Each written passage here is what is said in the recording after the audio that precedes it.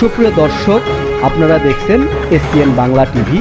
দেখুন ও সাবস্ক্রাইব করুন SPN Bangla TV, দেশ ও মানুষের কথা বলে।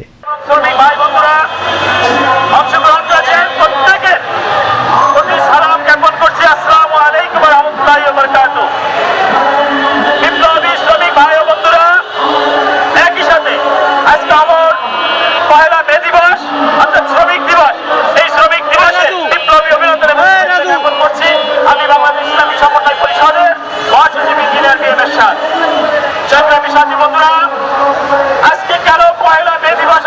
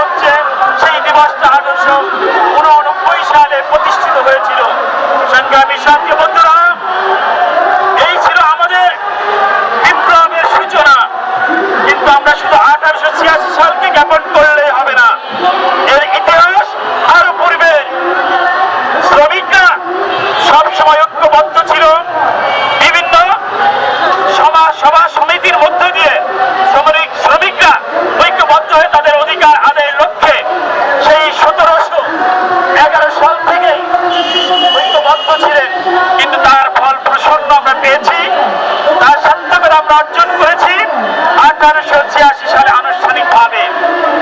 সংগ্রামী সাথী বন্ধুরা, আজ বাংলাদেশে অনেক মিল কারখানায় বিশেষ করে আমরা দেখতে পাই গার্মেন্টস ফ্যাক্টরিগুলোতে আমার মা বোনেরা, আমার শ্রমিক ভাইয়েরা কিভাবে 16 ঘন্টা, 20 ঘন্টা, 12 ঘন্টা শ্রম দিচ্ছে, অথচ তারা তাদের ন্যায্য অধিকার পাচ্ছে না।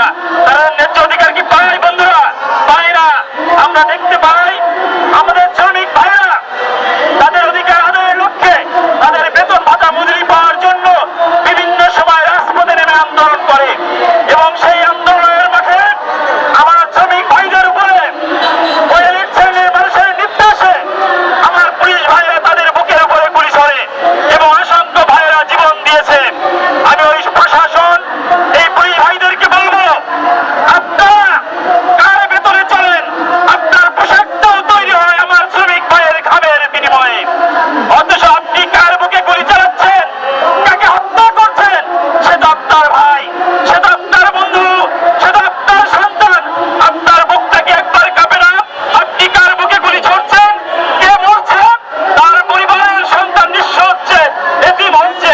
একটি উপার্জনক্ষম পরিবারের সন্তানকে আপনারা নৃশংসভাবে ওই এলিট শ্রেণীর মানুষকে আলিশান এসি গাড়িতে আর ওই মার্সিডিজ গাড়িতে এবং আলিশান বাড়িতে থাকার জন্য তাদের আরামাইশের জন্য আমার শ্রমিক ভাইদেরকে হত্যা করছেন।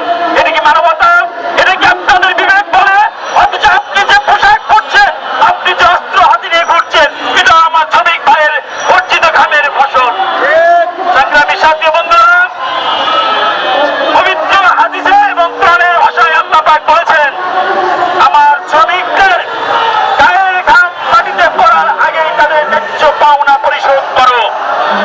অথচ এই শ্রমিকরা দিনের পর দিন পরিশ্রম করে রক্তের ঘাম পানি করে আপনাদেরকে আরামাইশে থাকার সুযোগ করে দিয়েছে, আর আপনারা তাদের জীবন নিয়ে খেলা করছেন। তাদের ন্যূনতম মূল্যটুকু আপনারা পরিশোধ করতে কালক্ষেপণ করছেন। আমরা ধিক্কার জানাই। এই মে দিবস শুধু মে দিবস হয়ে থাকবে না, এই মে দিবস একটা স্ফুলিঙ্গ হয়ে তৈরি হবে। আমার শ্রমিক ভাইদেরকে ন্যায্য মজুরি দেন। বর্তমান বাজারের যে আকার, বর্তমান বাজারের যে ঊর্ধ্বগতি পণ্য মূল্য, আমার শ্রমিক ভাইদের সেই সঙ্গে তারিখ করে তাদের বেতন মজুরি নির্ধারণ করুন। আপনারা মাস শেষে 1 লাখ 1.5 লাখ টাকা স্যালারি নিচ্ছেন, আপনার বউ বাচ্চা আলিশান জীবন যাপন করছে, আপনার সন্তান বড় বড় স্কুল কলেজ ইউনিভার্সিটিতে পড়ছে, আর আমার শ্রমিক ভাইয়ের সন্তানেরা ফুটপাতের একটি পড়ে থাকা স্কুল কলেজেও পড়তে পারে না। আপনাদেরকে এটা বিবেচনায় আনতে হবে। আমি আজকের এই সমাবেশ থেকে মাননীয় প্রধানমন্ত্রীকে বলবো, আপনি সদয় হন, আপনি বিবেচনা করুন আমার শ্রমিকদেরকে কত টাকা মজুরি দেওয়া হচ্ছে। সেই মজুরি নিয়ে তারা কি বর্তমান সময়ের বাজারের দ্রব্য মূল্যের সাথে তালি রেখে, সঙ্গতি রেখে চলতে পারছে কিনা? তাদের জীবনের স্বাচ্ছন্দ্যতা আপনি ফিরিয়ে আনুন। সংগ্রামী বন্ধুরা, আমাদের আন্দোলন শুধু পহেলা মে মাসের আন্দোলন নয়। বাংলাদেশ ইসলামিক সমন্বয় পরিষদ ডাক্তার এস.এম. সালার সাহেবের নেতৃত্বে প্রতিষ্ঠিত হয়েছে। তিনি দীর্ঘ 40 বছর যাবৎ শ্রমিকদের জন্য আন্দোলন সংগ্রাম করে চলেছেন। তিনি শুধু আজকেই নন, এই ডাক্তার সালার সাহেব 40 বছর যাবৎ শ্রমিকের ন্যায্য মজুরি পাওনা আদায়ের লক্ষ্যে এই শ্রমিকদের সামনে রাজপথে নামে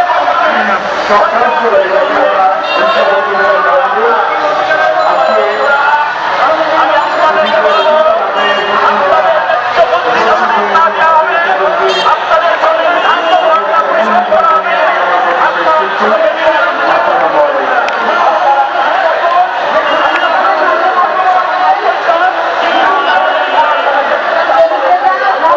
বাংলাদেশ ইসলামিক সমন্বয় পরিষদ ডাক্তার এস.এম. সাওয়ার সাহেবের নেতৃত্বে আপনাদের পাশে থাকবে। সংগ্রামী বন্ধুরা, আপনারা যে শ্রম দেন, আপনারা যে পরিশ্রম করেন, আপনারা তার যথাযথ মূল্য পান। আমরা দেখতে পাচ্ছি আমাদের মাঝে